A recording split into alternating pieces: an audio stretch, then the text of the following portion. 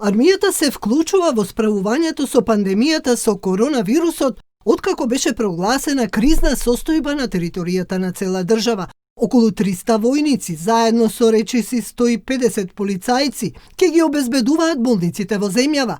Војниците нема да бидат вооружени и ќе бидат ангажирани само таму каде што ќе побараат здравствените власти.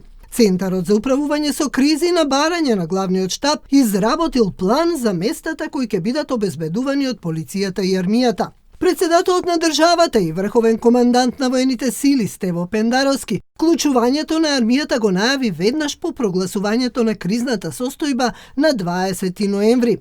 Сметам дека ваквата помош и поддршка е повеќе од потребна за здравствените власти и за полицијата кои што 9 месеци деноноќно се борат со пандемијата и се крајно исцрпени, рече Пендаровски. Влегувањето на војската на сцена најде на отпор кај опозицијата. Полицијата е таа што треба да се грижи за јавниот ред и мир, а мешањето на армијата може да создаде криза и да го попречи демократскиот процес, смета Дарко Костовски, кој како пратеник од ВМРО ДПМН е дел од управувачкиот комитет за кризи. Ќе се доведеме до ситуација да армијата практично со оваа мерка на владата на Република Македонија армијата да ги обезбедува болниците и сите здравствени установи и практично ќе се доведеме до една ситуација каде што армијата ќе ги штити болниците од граѓаните.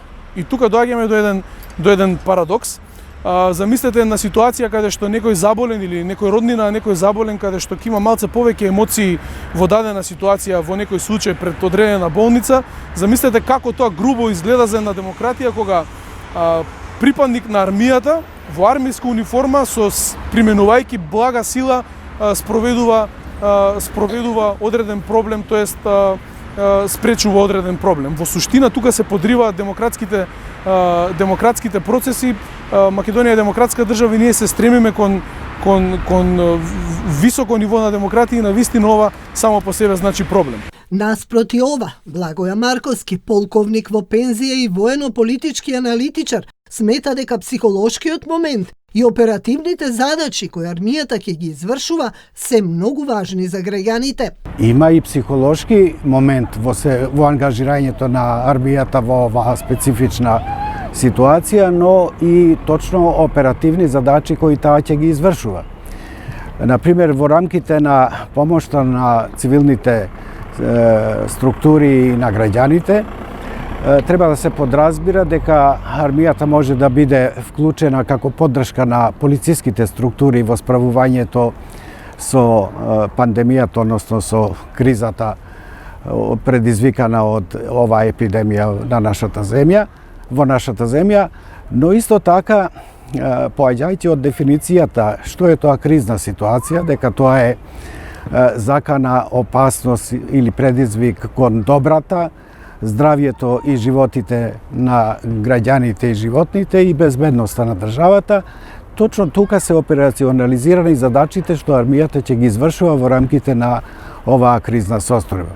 Војската треба да биде на располагање во оваа кризна состојба, бидејќи е дисциплинирана и влева доверба кај граѓаните, вели министерката за одбрана Радмила Шекеринска. И во вакви кризи верувајте дека довербата е еден од факторите кои влијаат. Ако граѓаните имаат верба во своите лекари, ги слушаат и нивните совети. Ако имаат верба во системот, ги почитуваат правилата. Кога имаат верба кон армијата и полицијата, превентивно, тоа ги спречува да реагираат на некој начин. Мислам, здравственава криза создава хаос во главите на луѓето.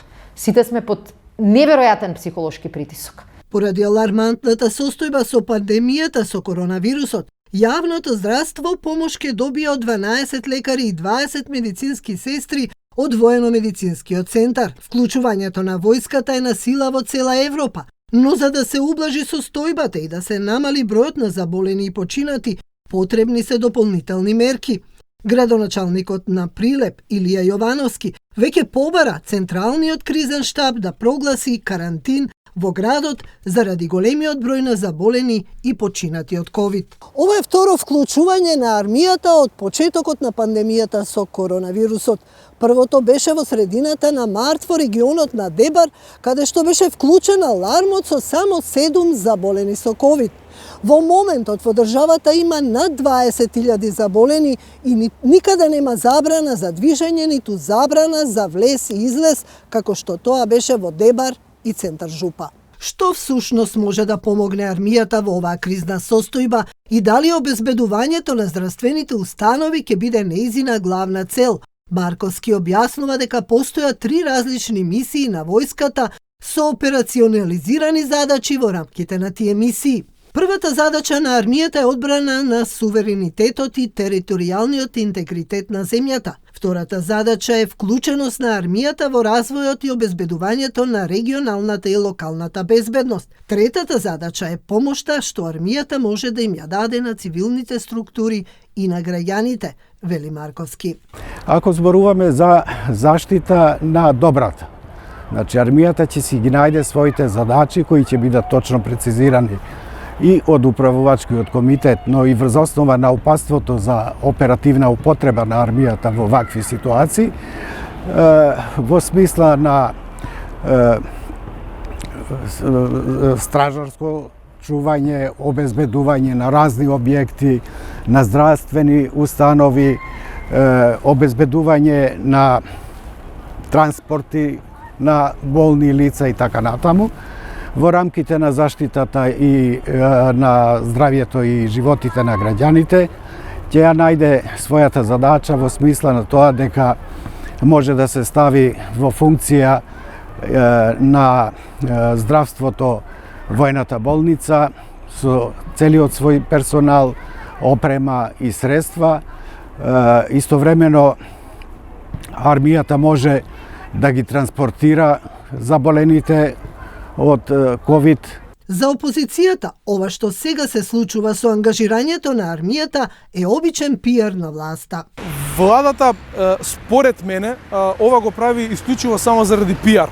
Као еве, ние се грижиме за состојбата премногу, па и армијата ја спуштивме на терен, а практично, генерално, директна полза немаме апсолутно никаква, дури и напротив имаме проблем во однос на она што го објасни. Владата имаше многу голем период, изминат период, каде што можеше да постави суштински и темелни мерки, меѓутоа од самиот почеток со оваа криза таа се бави единствено со својот личен пиар и затоа денеска се случува вакви, сме восми во Европа по однос на смртност и навистина имаме илјадници заболени и така натаму и така натаму. Многу европски земји ја вклучија војската за помош на населението уште во првиот бран и во пракса на терен. Веднаш се виде бенефитот од нивните активности, за разлика од кај нас кога третина од времето од прогласувањето на кризната состојба го поминаа во договарање на истите. Кризната состојба ќе трае 30 дена, но и по 10 дена од нејзиното прогласување со ништо не се чувствуваше дека е кризна состојба, а граѓаните се уште не знаат што точно ќе прави армијата и која е нејзината улога во справување со пандемијата со коронавирусот.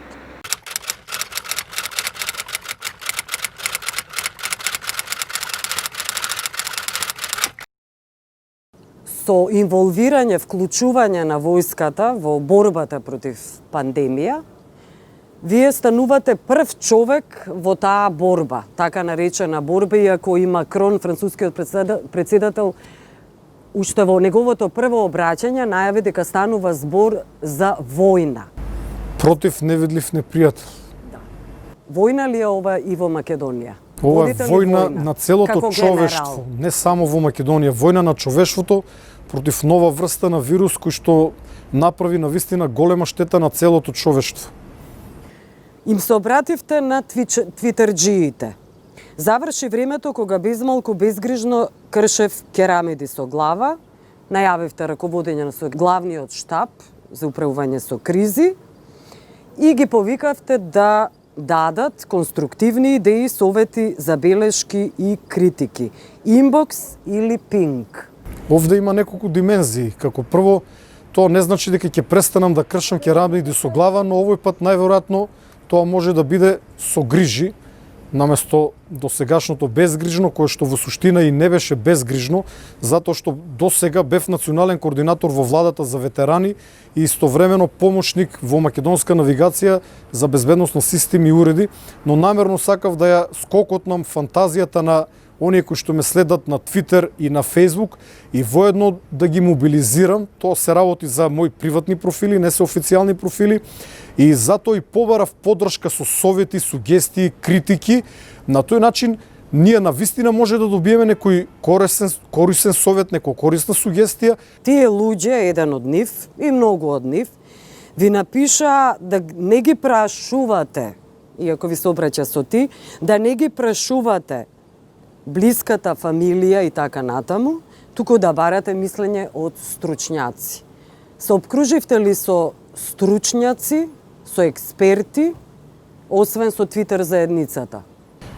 Јас дојдов на чело на многу сериозна институција во која што работат исклучително сериозни луѓе, кои што покри тоа што ја знаат својата работа, се врвни научници од својата област. Овде има неколку доктори на науки од областа на кризниот менаџмент, има неколку магистри и други високо образовани Значи, ова лица. беше, Но проблемот е што се малку и ни требаат уште луѓе. Од Твитер заедницата.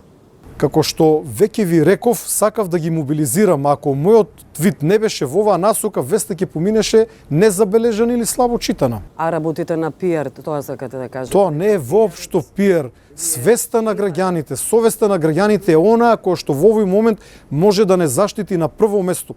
Сите мерки кои што ние ги предлагаме, доколку граѓаните не ги усвојат и не ги почитуваат, ние може 100 мерки да предложиме. Јас прочитав многу добри идеи, но имплементацијата во реалноста е проблем, затоа што јас би рекол дека овој пат времето работи против нас, затоа што топлото време ги тера граѓаните, односно им дозволува на граѓаните и на твитерџиите и на фейсбукчиите да излезат надвор на топло, да се напијат кафе, да се дружат, а тоа допринесува за ширење на болеста. Значи, ако ви кажам една најдобра идеја, ако ви кажам... Може да кажам нешто? Секако. Ве молам. Повелете, да кажете. почнам и јас да прашувам нешто. Ги разгледавте ли операциите на другите држави? Операциите кои се однесуваат на инволвирање, вклучување на војската во борбата против Македонија пандемијата. е во ваква состојба повеќе од 8 месеци од минатата година и ова не е ново тело. Јас ништо ново нема да воведам. Значи ова координативно тело кое што јас го предводам и без мене се знае својата работа. Ве молам. Ве прашав дали ги разгледавте операциите на војската на државите каде што е вклучена војската во другите земји. Главниот штаб секако дека има информации, но и самите припадници, раководството на армијата, почнувајќи од политичкото раководство па до војното раководство, но и раководството на полицијата секако дека ги следи искуствата во соседните земји. Не во соседните. Во сите земји. Секаде каде што имаме достапни информации. Секаде, еве јас го имам достапот на информациите. Што станува збор на пример за Германија. Не би ви одговорал единични држави. Јас сум товарен за сега да разгледуваме. Кажете што конкретно за Германија. Ова не е јавна тајна. На сајтот на Европскиот парламент е... Во овој момент немам одговор на вашето прашање, немам информација конкретно. Франција, операцијата на Франција? Што со неа? Знаете ли што содржи? Не. Шпанската. Операцион Балмис. Доколку се потребни конкретни информации, можам да повикам некои од стручните луѓе кои што се задолжени да го следат овој сектор. Јас сум менаџер кој што ги менаџира крупните работи. Ако јас земам да навлегувам во детали, се разбира дека главниот штаб кој што денеска заседава ќе ги разгледа. Имате ли соработка со другите земји во овој смисол за нивните операции да видите дали може да се имплементираат во Македонија? За тоа ве прашувам. Во овој момент главниот штаб е тој кој што како... Не, вие како раководител, дали се јавувате на раководителите во овие земји? На главните луѓе што... Не се јавува, бидејќи ние немаме потреба.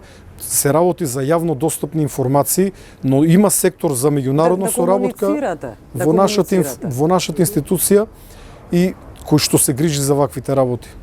Водете сметка дека мене денес ми е 14 ден на работа овде, ми треба време детално да бидам информиран. Во оваа фаза се грижам за рамката, дури потоа ќе навлегувам во деталите.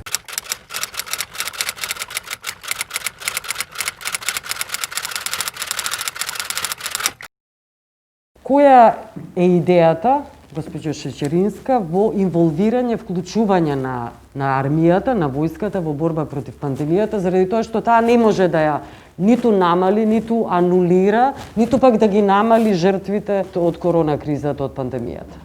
Корона кризата е епидемија или криза во која што главниот удар и главните очекувања се разбира од медицинскиот кадар. Но обврска на државата е да им овозможи на здравствените институции да се занимаваат само со здравство.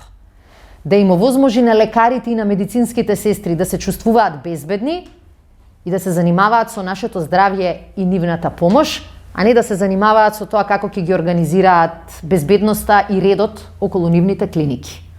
Значи, нашата прва цел од моментот кога почнавме да разговараме за учество на армијата беше армијата и сите други органи да им помогнат на здравствените организации и работници на тој начин што ќе ги ослободат од другите грижи. И затоа поддршката која што ја даваме се однесува исклучиво на ред и безбедност надвор од клиниките, помош во опрема или во ресурси кои што ги поседува армијата, па и помош во делот на мобилноста. Факт е дека војник не може да спаси човечки живот со респиратор или со терапија. Но војник во санитетско возило кое што побрзо ќе стигне до пациентот, може да спаси човечки живот. Во петок добивме дополнителна помош како одбрана од Норвешка во делот на брзите тестови. И тие ќе бидат на располагање и на армијата, меѓутоа пред се на нашиот здравствен систем. Од понеделник дополнителни доктори и медицински сестри ќе се вклучат во работата од војската, ќе се вклучат во работата на здравствените институции. Во болниците надвор од Скопје обезбедивме приемни оделенија надвор од болниците, за да може еден дел од тестирањето дури да се прави без да се влегува во болницата. Така што, знаете како, војската не може да реши ваков проблем, но војската може да им помогне на тие што го решаваат проблем. Предност ли е членството во НАТО на Македонија во овој контекст? Јас денеска Што добивме ние, какви се бенефитите? Верувајте дека првите одлуки кои ги носеше владата, на кој начин да го регулира доаѓањето на граѓани од други држави, како да ги регулира вработените во администрацијата. Следевме некои од препораките кои што НАТО ги даваше за своите команди. И верувајте, мислам дека првичните грешки ги избегнавме, затоа што користевме искуства на некој кој веќе поминувал низ кризни ситуации. Дали следната криза, доколку дојде до карантин и полициски час, дали ќе биде тука инволвирана војската? Видовме дека полицијата постојано беше во спроведување на некаков ред. И војската ли ќе се вклучи? Ресурсите на полицијата се такви да ако им се ако полицијата има зголемен интензитет на активност на улиците, тогаш некои од другите објекти нема да можат да ги покриваат. И јас сега не сакам да преюдицирам, ама можам да правам паралела. Во вонредна состојба, кога полицијата се пресели повеќе кон улиците внатре во општините, регулирање на движењето и на рестрикциите, тогаш ги препушти прво границата, а потоа и овие објекти кои што ги кажав, важни државни објекти и затворите ги препушти на армијата. И градовите видовме со Девер случајот како беше. Целосното чување практично на границата и на дел од карантинот беше заеднички. Ние се трудиме армијата да не биде видлива, премногу видлива. Иако јас не мислам дека барем во нашиот менталитет видливоста на армијата не се доживува како минус. Влева ли страв или пак надеж? Јас мислам дека се доживува, влева доверба. И во вакви кризи, верувајте дека довербата е еден од факторите кои влијаат. Ако граѓаните имаат верба во своите лекари, ги слушаат и нивните совети. Ако имаат верба во системот, ги почитуваат правилата. Кога имаат верба кон армијата и полицијата, превентивно, тоа ги спречува да реагираат на некој начин. Мислам, здравственава криза создава хаос во главите на луѓето. Сите сме под неверојатен психолошки притисок. Кога имате притисок врз здравствените институции, врз клиники, врз болници, луѓето не доаѓаат релаксирани таму, доаѓаат под извонредна тензија. И некогаш чувството дека има ред многу ќе им влијае и тие да ја смират тензијата, оти со тензија ништо не се решава. Така што јас мислам дека тоа присуство е важно, дека ќе влие доверба и дека ќе воспостави полесно ред. Греота е болничари, сестри, доктори да ги трошиме на организацијски и безбедносни прашања. Добро, јас благодарам за овој разговор. Ви благодарам.